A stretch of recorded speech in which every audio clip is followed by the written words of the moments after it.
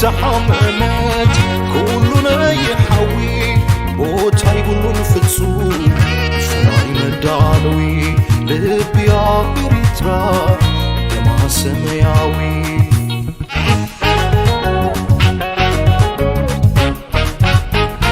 لبنا يوزنا مرمينا نسمر لبي وعيننا عارحيقنا نتمر لبنا يورخنا هاديقنا نسكم عفرين رقصن تانديقنا أخبم لبي يمين عينا فرسنا سنيقنا نلقم لبي لبي لبي لبي لبي لبنا يبيتنا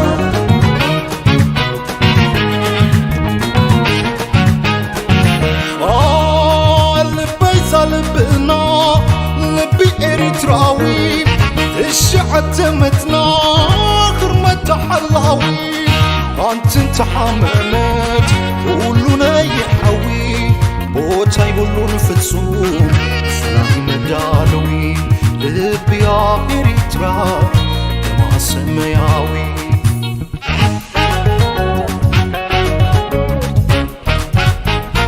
لبنا يوزانا مرمينا نسمر لبي وعيننا عارحيقنا نتمت لبنا يورخنا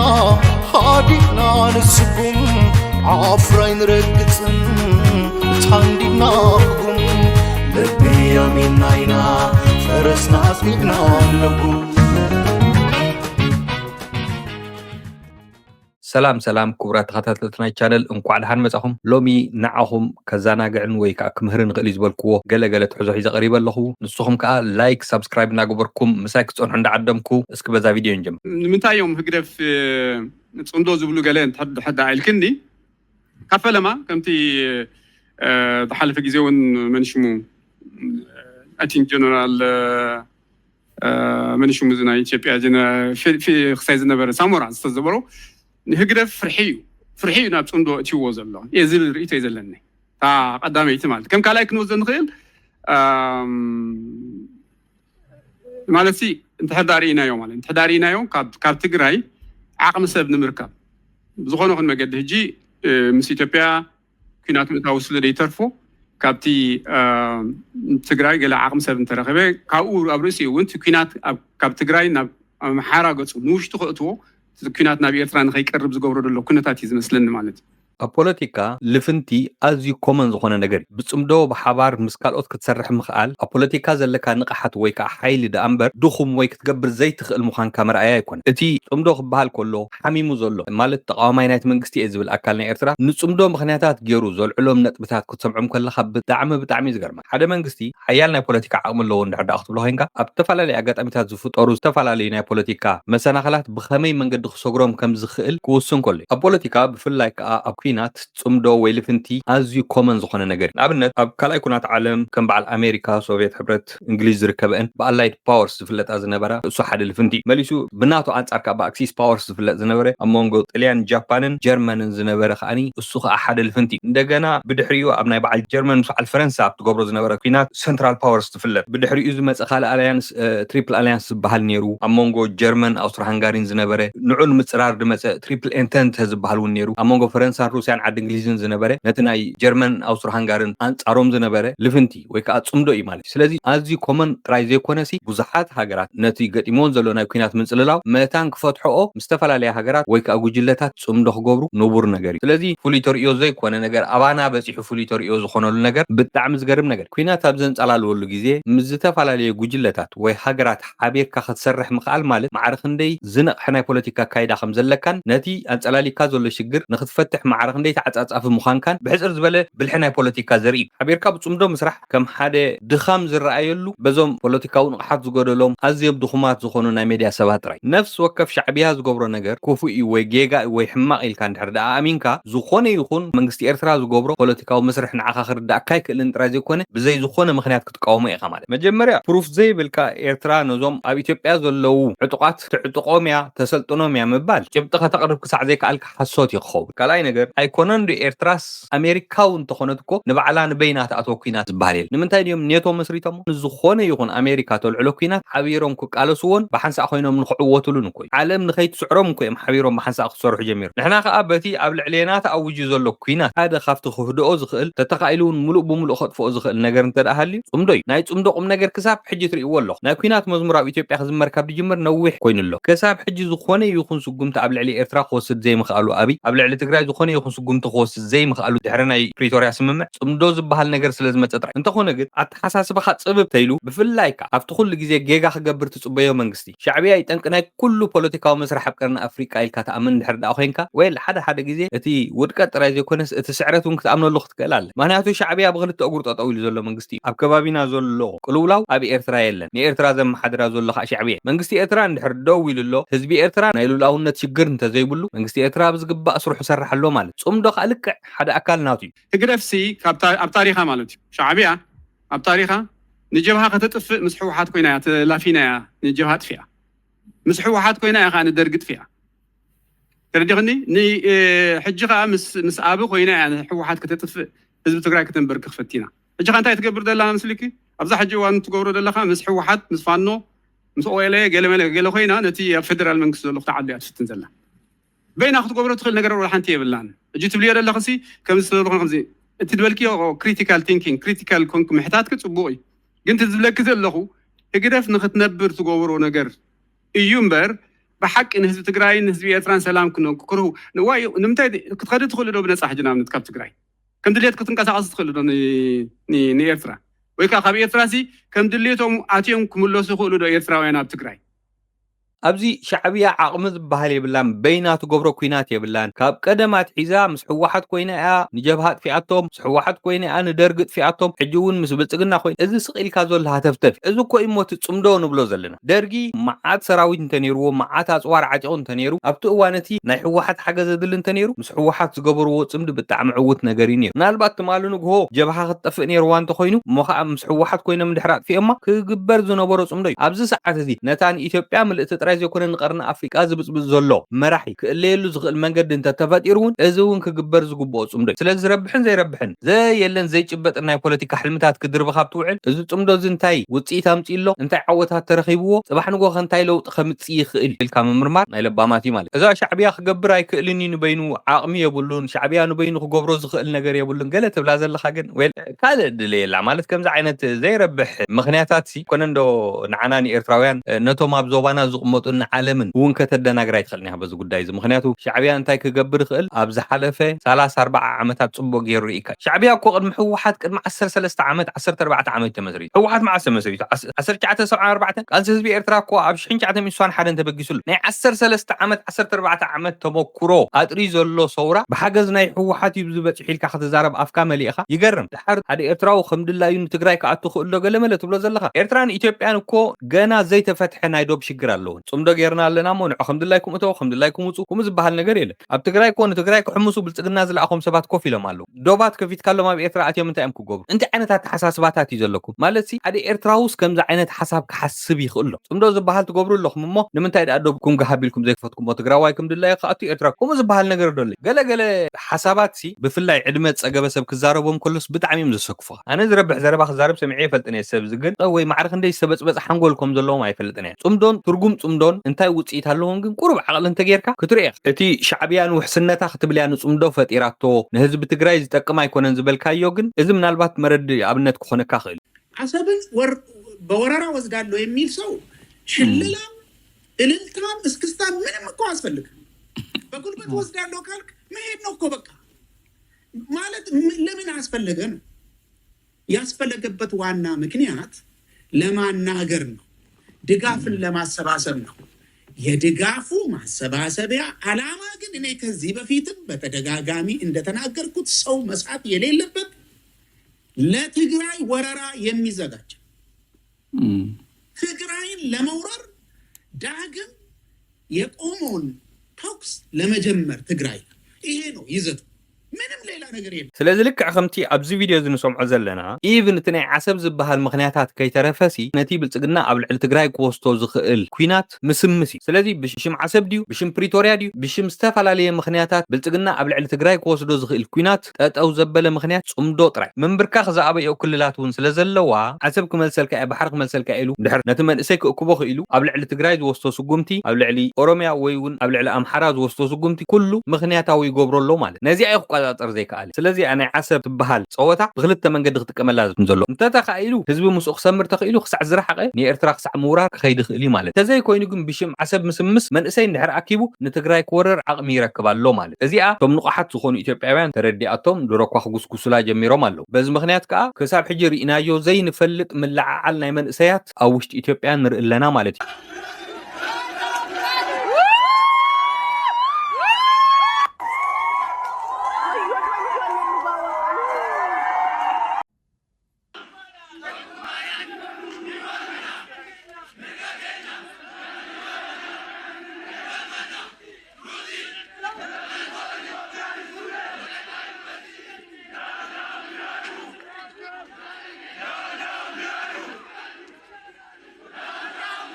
ከምዚ ትሪእዎ ዘለኹም ኣብ ኢትዮጵያ ዘሎ ኩነታት ኣብ ሰዓት እዚ ከቢድ ዝኾነ ናይ መንእሰያት ተቃውሞ ተላዒሉሉ እዞም መንእሰያት ነቲ ብሚኒስትሪ ትምህርቲ ዝወፀ መግለፂ ብዛዕባ ዝኾነ ተማሃራይ ናይ ትምህርቲ ግዚኡ ምስ ወደአ ናይ ሓደ ዓመት ኣገልግሎት ብነፃ ክፍፅም ኣለዎ ዝበሃል ከምኡውን ነቲ ኣብ ሰዓት እዚ ኣብ ኢትዮጵያ ዘሎ ካሪክለም ናይ ኢትዮጵያ ብምቅዋም ንኩሉ ሚኒስትሪ ትምህርቲ ይኹን ብልጽግና ዝወስቶ ሽግራት ውሳኔታት ተቃዊሞም ኣብ ዝተፈላለየ ከተማታት ዝተፈላለየ ዓይነት ሰላማዊ ሰልፍታት ንርኢ ዘለና 8 ዓመት ነው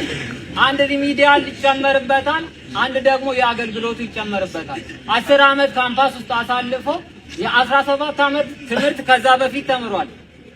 27 ዓመት ሰው ተምሮ እንዴት ይኖራል እንዴት ነው ነገ ስራ ወጥቶ የሚሰራው ኣብዚ ሓለፈ ኣብ አርሲ ዩኒቨርሲቲ ዝተላዓለ ሕጂውን ናብ ዝተፈላለየ ቦታታት እንዳለሓመ እዩ ዝኸይድ ዘሎ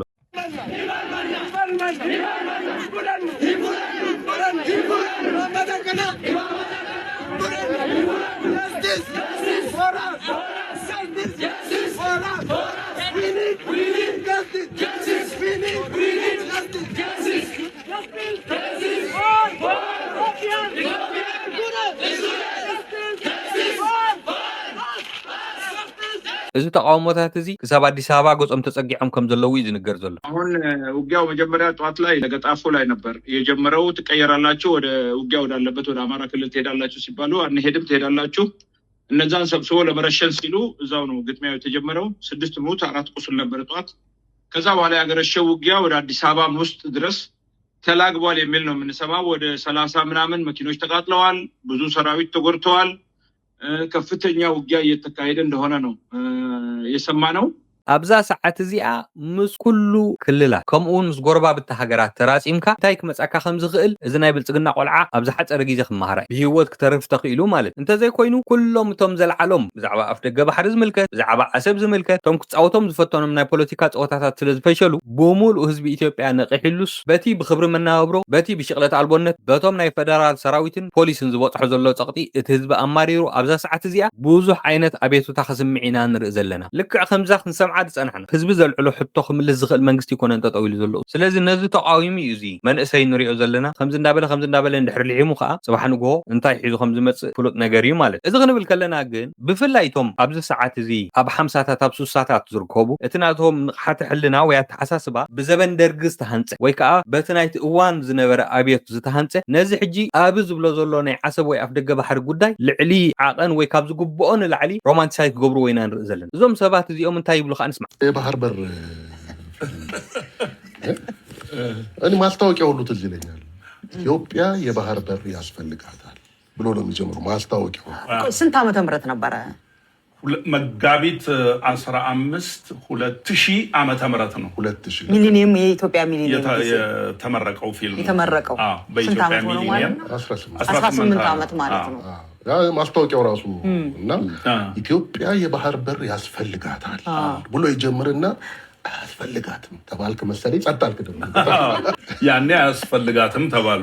አሁን ኢትዮጵያ የባህር በር ያስፈልጋታል ያኔም ቢሆን የኢትዮጵያ ሕዝብ አያስፈልገኝም የባህር በር አላለ የኢትዮጵያ ሕዝብ ያኔም ይፈልጋል አሁንም ይፈልጋል ያልፈለጉ አካላት ነበሩ የባህር በሩን ያልፈለጉት አካላት አሁን የሉም።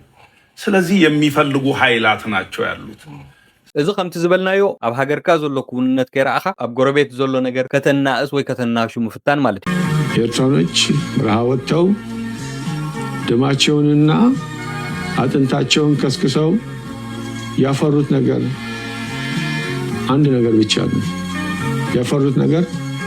ባርነት ነው። ኤርትራስ ኣብዚ እዋን እዚ ኣብ ባርነት ትነብር ዘላ ሃገር እንዳለሲ ኢትዮጵያ ትነግረና ኣላ ንዓን ወይ ከኣዞም ንብሎም ዘለና ናይ ኣብዮት ተረፍ መረፍ ኤርትራስ ኣብ ባርነት ትነብር ሃገር ያብሉና ኣሎ። ብዛዕባ ባርነት ክትዛረብ ተኾንካ እኮ ሙሉእ ናጽነት ክህልወካ ክኽእል ኣለዎ። ካብቲ ዝተሓተ ናጽነት ናይ ዜጋታት ጀሚሩ ክሳዕ ትዝለዓለ ናጽነት ናይ ፖሊሲ ዘይብላ ሃገር ከመይ ጌራ ኣብ ባርነት እያ ዘላ ክትብል ትኽእል? እስኪ እዛ መንእሰይ እዚኣ ንስማዓያ ንኣብነት። የኮሪደር ልማት ነው ሲባል ሰው ንቅል ብሎ ዳርዳር ወጣላችሁ፣ በምትፈልጉት መንገድ ሰራችሁት፣ ስትፈልጉ አንጥፋችሁ ብሉበት፣ ስትፈልጉ ሳይክል እንጁበት፣ አይመለከተንም። የቦሌ መንገድ አበቦች ከ11 ሰዓት ተኩል ጀምሮ በቂ ውሃ ይጠጣሉ። የአዲስ አበባ ህዝብ በሳምንት አንድ ቀን ንጹህ አያገኝም። ሶኬ ብለን ትተናል። ለምንድ ነው አዲስ አበባ ሌሊቱን ሙሉ ስታብረቀርቅ ታድራለች። የአዲስ አበባ ህዝብ ግን መብራት አያገኝም፣ ይከፍላል። የመብራት ይከፍላል። ለምንድ ነው? የማይለመድ ጥያቄ ሲነሳ ማሰር ምን ማለት ነው? ረሃብ አይለመድም። ረሃብ ሊለመድ የማይችል ነገር ነው። የተማረ ሰው ልጆቼን ማስተዳደር አልቻልኩም፣ ቤት ኪራይ ከፍዬ መኖር አልቻልኩም፣ እርቦኛል፣ በቀን አንዴ መብላት አልቻልኩም ያለ ሰው ማሰር ምንድነው ፖይንቱ? ያውም የተማረ በቀበሌ ተገፍቶ ተጎትቶ በንግግር ብቃት በምናምን ብቃት ተብሎ ወንበር የተሰጠው ሰው አይደለም። የተማረ እድሜውን ለትምህርት የከፈለ ምን ማለት ነው? የሙያ ፍቃዳችሁን እንቀማለን። ስለዚህ አየና ኢትናጽነት ዝበሃል ደሉ ተላዓኸ ምዃን ዲ ናጽነት ለሚንካ ምሕዳር ዲ ናጽነት ካብ ዝተፈላለዩ ዓይነት ዕጡቃት እንዳፈራሕካ ምሕዳር ዲ ናጽነት ኣብ ሃገርካ ዘዝተተኽለ መንግስት ብጦርነት ምእላይ ዲ ናጽነት። እቲ ዝገርመካ ነገር ነቲ ባርነት ወይ ናጽነት ብኸመይ መንገዲ ብርእሶም ከም ዝስእልዎ ይፈልጥን እየ። ግን እዞም ናይ ደርጊ ወይ ከዓ ናይ ኣብዮት ትረፍ መረፍ ኣብ ሓደ ዝኾነ ናይ ግዜ መቐንጠጠው ዝበለ እዩ ትርእሶም። ካልእ ክረአዮም አይክእልን እዩ። የኤርትራ አሰብን ጠቅልሎ ኢትዮጵያን የባህር በር የዘጋበት ሂደት ከኤርትራውያን ትግል ባለፈ በርዕዮተ ዓለማዊ ግትርነትና መስፈርቶች የታጀበ ነበር። ለምሳሌ የኤርትራን የኮሎኒያል ቅኝ ግዛት የሚለውን እኔ ተረት ነው፣ ለእኔ አይደለም። አሰብ የሄደችበት መንገድ ብዙ ክርክሮች ተነስተውበታል፣ ዛሬም ይነሳል። ግን ያን ጊዜ ራስን እድል በራስ መወሰን በሚለው በጣም ማርክሲስታዊ በሆነ እንትኖች ሁሉ የታጀበ ነው። ና ጠቅላይ ሚኒስትሩ እዚህ ላይ ምን አሉ? እንዴት ነው ታቡ የሚሆነው ማንሳት? ለምሳሌ የኔ ትውልድና የኔ እይታዎች መካከል አይነሳ የሚል አቋም ሳይሆን በቃ ለሱ ስንል አንገት አንቆራረጥም የሚል አቋም ነበረ። ኤርትራና ኢትዮጵያ ባሕሪ ናትና እዩ፣ ወደባት ናትና እዩ፣ ዓሰብ ራስ ገዝያ እዚኦም ዝኣመሰሉ ሓሳባት ጥራዮም ከፍሎ ቁጥሪ እዮም። ካልእ ወልሓንቲ ሓሳብ ከምፁ ይክእልኒ። እዚ ማለት እንታይ ማለት እዩ? ካብ ኤርትራውያን ዝበዝሑ ኢትዮጵያውያን እዮም ዘለዉ ብስደት። ስለምንታይ ደኣ ተሰዲዶም? እንድሕር ንዓና ትብዓድና ደሎ ባርነት ሰዲድና ኢትዮጵያውያን ከ ንምንታይ ብብዝሒ ክስደዱ ይገብሮም ኣሎ? ዝኸበደ ስደት ኣብ ሰዓት እዚ ኣይኮነን ዶ ካብ ሃገሮም ወፂኦም ናብ ሰላማዊ ሃገርሲ ናብ በዓል የመን እዮም ስደዱ ዘለዉ፣ ናብ በዓል ሶማል እዮም ስደዱ ዘለዉ። ስለዚ ንዓና ክርኢና ከለዉ እውን ብመንፅርቲ ዘሎ ኩንነት ዘይኮነሲ ብመንፅርቲ ኣብ ገዛእ ርእሶም ዘለዎ ግንዛቤ ተመርኪሶም እዮም ክርኢና ዝፍትኑ። እሱ እዩ ፀገም። ናይ ዜጋታት ማዕርነት ናጽነት ኣለኩም ዲ? እዚ ካልእ ትረብሲ እዚ ናጽነት እዚ ደለዋ ሃገር ድያ ዝበሃል ሕቶ እዚ ንተላኣኺት ሃገር ዝፍቀድ መሰል ኣይኮነ። ባርነት በቲ ካባኻይ ልዕል እየ ዝብለካ ዓሌት ወይ ህዝቢ ኣብ ልዕሌኻ ዝወርድ መጥቃዕቲ እንድሕር ኮይኑ እዚኦም ብሙሉኦም ኣብዛ ሰዓት እዚኣ ኣብ ኢትዮጵያ ኢኹም ትርእይዎ። እጅግ በርካቶችን ያስቆጣው ድርጊት እጅግ አሳፋሪ ነው። ኢትዮጵያዊው በገዛ ሀገሩ እንግዲህ በቻይናዊው እየተደበደበ ያሳያል። በሐዋሳ የኢንዱስትሪያል ፓርክ ልዩ የኢኮኖሚ ዞን ውስጥ እንግዲህ በሚገኘው ቶዮ ሶላር ካምፓኒ ውስጥ የሚሰሩ ሰራተኞች በቻይና አለቆቻቸው በየቀኑ ድብደባ፣ ጥቃት እየደረሰባቸው እንደሆነ እንዲሁም ደግሞ ስለ ጉዳዩ ደጋግመን ብናመለከትም የሚሰማን አጥተናል ሲሉ የፋብሪካው ሰራተኞች እየገለጹ ይገኛሉ። ይህ እንግዲህ የምታዩት ወጣት በአንድ ቻይናዊ እንግዲህ እንደምትመለከቱት ራሱን እስኪ እስኪስት ድረስ ድብደባ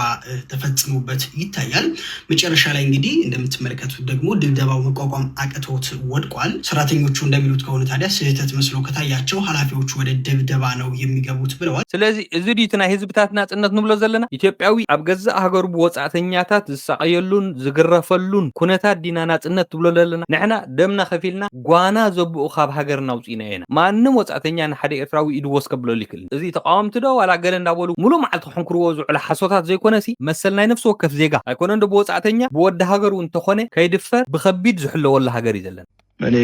ጎንደር ነው ያደግኩት። ወላጆቼ ከኤርትራ ነው የመጡት። አማርኛ ነው የምናገረው። አፌን የፈታሁት በአማርኛ ነው። አማርኛ ስናገር የመንደሬ ልጆች ጋር ነው አብሬ ያደግኩት። ስለዚህ ኤትኒክስ ፖለቲክስ የሚባለው የኢትዮጵያን ፌዴራሊዝም አይገልጸውም። የኢትዮጵያ ፌዴራሊዝም በቋንቋ ላይ ነው የተመሰረተው። ይሄ የማይዋጥላቸው ኃይሎች የነበሩት ማጥላላት ሲፈልጉ በደምና በዘር የሚያስብ ፌዴራሊዝም አድርገው የማቅረብ ሙከራ ስላደረጉ ነው የመጣው። ንዘለዎ ውሽጣዊ ቀውሲ ምስ ፖለቲካ ተሓሒዙ ምክንያታት ክፈጥር ዝፍትን ቀደም ዝኸሰረ ፖለቲከኛ ኢና ንርኢ ዘለና። ሕጂ ኣብ ኢትዮጵያ ዘሎ ፌደራሊዝም ሲ ኤትኒክ ወይ ከዓ ናይ ብሄር ፌደራሊዝም ኣይኮነ እንታይ ደኣ ናይ ቋንቋ ፌደራሊዝም እዩ ዝብለና ዘሎ። ምክንያቱ ኣነ ሲ ስድራይ ኢቭን ኤርትራውያን እዮም ንምባል ኣይደፍርን እንተሪኢኹም። ኣነ ስድራይ ሲ ካብ ኤርትራ እዮም መፅኦም። ኣነ ካብ ጎንደር እየ ተወሊደ። ከም ኢትዮጵያ ዝኣመሰለ ዓባይ ሃገር ኣይኮነን ሲ ኣብ ንእሽተይ ሃገር እውን እንተኾነ ሲ ሰብ ብደም ከተተኣሳስሮስ ዝከኣል ኣይኮነን እዩ ዝብል። እዚ ብፍላይ ምስቲ ኣብ ኢትዮጵያ ዘሎ ኩንነት ክትሪኦ ከለካ ኣብ ኢትዮጵያ ሎምሲ ኤትኒክ ዝኾነ ፌደራሊዝም የለን ኢልካ ክትካታዕ በቲ ዝዛረቦ ቋንቋ ኣነ በቲ ዝተወለድኩሉ ቋንቋ ንኸመሓድር ንኽሰርሕ ከም ዜጋ ኮይነ ንኽነብር እቲ ፌደራሊዝም ንዓይ ተባሂሉ ዝተሃንፀ ፌደራሊዝም እዩ ዝብለና ዘሎ። ካበይ እዩ ቋንቋኡ ካበይ ዓሌቱ ብዘየገድስ በቲ ዝዓበየሉ ቋንቋ ጥራይ ከመሓድሮ ዝኽእል ፌደራሊዝም ተሃኒፁ ዲብ ኢትዮጵያ እዩ። እዚ ናይ ብልፅግና ቆልዓ እንታይ ከም ዝብል ስማዕ። ቤኒሻንጉል የበርታ ብቻ አይደለም፣ ጋምቤላ ይንበር ብቻ አይደለም፣ ደቡብ የሲዳማ ብቻ አይደለም፣ ኦሮሚያም የኦሮሞ ብቻ አይደለም። ኦሮሚያ ውስጥ የማይኖር ኢትዮጵያ የለም። በዛ ባለው መልክ ስናስቀምጥ የኔ ብቻ ነው ከኔ በስተቀር ያለው ውጣ የሚለው አስተሳሰብ ኋላ ቀር ነው። ስለዚህ ናይ ኢትዮጵያ ፌደራሊዝም እንታይ ዓይነት ፌደራሊዝም ብዘየገድስ ኣብ ዓሌት ዝተመስረተ ስለዝኾነ ቀንዲ ምክንያት ናይ ህልቂትን ናይ ኩናትን ናይ ህዝብታት ምምዝባልን ኮይኑሉ አብይ የገዛቸውን ግለሰቦች ብቻ ይዘው የሚንቀሳቀስበት ጊዜ ነው። ከሃይማኖትም ከአርትም ይሄ ከዘፈንም እስክስታ የሚያወርዱ ሰዎችም ግጥምም የሰፈር ጎረምሳ በግል የተገዛ ብቻ በህዝብ ደረጃ የሚባል ድጋፍ ኦሮሚያ ውስጥም የለም፣ ሌላው መከባቢ የለም። ኦሮሚያን ለየት የሚያደርገው ነገር ግን አለ። ለየት የሚያደርገው ምንድነው? የኦሮሚያን ካድሬ ራሱ የሚያዝበት ራሱ በራሱ ምስል የተፈጠፈው የካድሬ ስብስብ እና የመንግስት የኔ መንግስት መሰረትም ነው ብሎ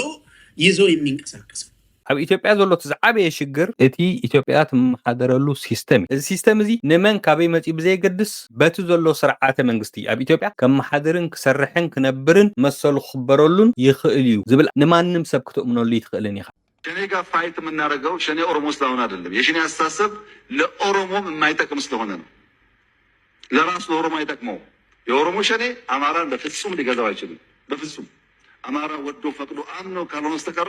በሸኔ አስተሳሰብ ሊገዛ አይችልም። ብፍላይ ናይ ኢትዮጵያ ኤሊት ታዘላ ቀንዲ ፀገም ናይ ሃገሩ ኣክን ምዝራብ ካብታ ኩንነት ተሓቢኦም ኢዶም ናብ ኤርትራ ምውጥዋጥ እዩ ዝቆሎ። እቲ ዘሎ ሓቂ ግን እቲ በዓሎም ዝሃነፅዎ ድኹም ዝኾነ ሲስተም እዩ ማለት። ዝኸበርኩም ሰማዕቲ ሎም ዘዳልኾ ትሕዝቶ እዚ ነይሩ። ሓሳብኩም ካብ ምክፋል ድሕራይ ትበሉ ላይክ ሳብስክራይብ ምግባርካ ኣይትሕመቑ እንዳበልኩ ኣብ ድቕፅል መደብ ክሳዕ ንረኽብ። ሰላም መዓልቲ ገለፍ ያሜታ ገለፍ ዮሪትና ሓደ ጓል ኣስመራ ዘርከበ ሳሊና እልበይ በሎት ቃላት ብልአን ዓይነይ ንምዝማር ከመይ ደሞ ዘናተይ ዘኸም ልበይ ደመተይ ዘረባባና ይበፅሕ እዝና እዝናናተይ ዕምበባ የላና ቀረባ ኦሮማይ ኦሮማይ ንሳስ የላና ቀረባ ናታኽኸውን ኮይታ ሓሪኒ ስቤት ዓቕሙ ክብን ዝዓቕኒ ረብዳሚኡ ኣሕስፍኽና ሰብ ዓቕሚ ይብሉን